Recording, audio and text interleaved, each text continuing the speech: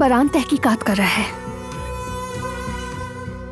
उस सरमायाकारी में शराकत चाहता है, जाहिर है तहकीकात करेगा। तुम्हारे बारे में सब जानना है मुझे अब। तुम पछताओगी दिलान। मेरी बीवी को धमकी दे रही हैं?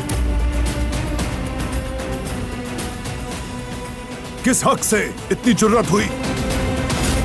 दारिया के साथ एक रास्ता चुनाए। कल तुम अपना घर बसाने वाले हो, तुम्हारे बच्चे होंगे। हर किस अपने वादे से पीछे ना हटना। खुदा के लिए सवालात करना बंद कर दो, तंग आ गई हूँ मैं इससे। अब बस बहुत हो गया, छोड़ो। गोशा,